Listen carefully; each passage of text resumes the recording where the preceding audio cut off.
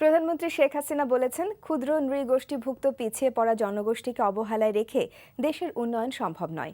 সকালে প্রধানমন্ত্রীর কার্যালয়ে সমতলের ক্ষুদ্র নৃগোষ্ঠীভুক্ত মেধাবী ছাত্রছাত্রীদের মাঝে বৃত্তি প্রদান অনুষ্ঠানে তিনি কথা বলেন। রিপোর্ট করছেন আহমেদ পিপুল। সরকারের হিসেব বলছে দেশের মোট জনসংখ্যার মধ্যে ক্ষুদ্র নৃগোষ্ঠীর সংখ্যা ৩০,৮৭,০০০, যা মোট জনসংখ্যার ১.০৪%। এর মধ্যে অর্ধেক জনগোষ্ঠী বাস করছে পার্বত্য এলাকায়, আর বাকি ২৫টি নৃগোষ্ঠীর ১৫ লাখ মানুষ বসবাস করছে সমতলে। শিক্ষাক্ষেত্রে এসব জনগোষ্ঠীর শিক্ষার্থীদের এগিয়ে নিতে ৩৬০ জনকে বৃত্তি দিল সরকার। গত বছর যা ছিল ১১৭ জনের মাঝে সীমাবদ্ধ। ভবিষ্যতে এই কার্যক্রমকে আরও এগিয়ে নেওয়ার প্রতিশ্রুতি দিয়ে শেখ হাসিনা পিছিয়ে পড়া এই জনগোষ্ঠীর কল্যাণে তার সরকারের উদ্যোগের কথা তুলে ধরেন। আমরা যদি বাংলাদেশকে উন্নত সমৃদ্ধ করতে চাই, তাহলে কাউকে আমরা কিন্তু অবহেলায় রেখে তা করতে পারবো না।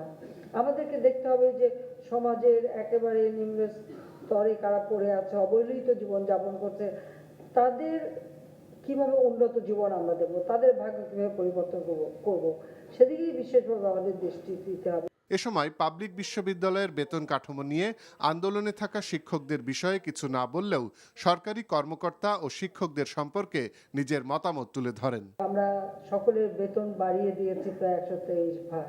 অন্য সরকারি কর্মকর্তারা ৫৯ বছর বয়স পর্যন্ত চাকরি করতে পারে, কিন্তু আমাদের বিশ্ববিদ্যালয়ের শিক্ষকরা কিন্তু ৬৫ বছর বয়স পর্যন্ত, বিশেষ করে আমাদের পাবলিক বিশ্ববিদ্যালয়, তারা কিন্তু ৬৫ বছর বয়স পর্যন্ত চাকরি করতে পারে।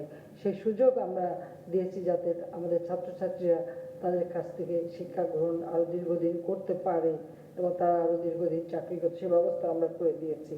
পার্বত্য চুক্তির অধিকাংশ ধারা বাস্তবায়ন হয়েছে উল্লেখ করে শেখ হাসিনা বলেন, বাকিগুলো পর্যায়ক্রমে বাস্তবায়ন হবে। সেই সাথে দৃঢ় কণ্ঠে আবারও ঘোষণা দেন, বাংলাদেশের মাটিতে সন্ত্রাসের ঠাঁই হবে না। আহমেদ পিপুল, ATV নিউজ, ঢাকা।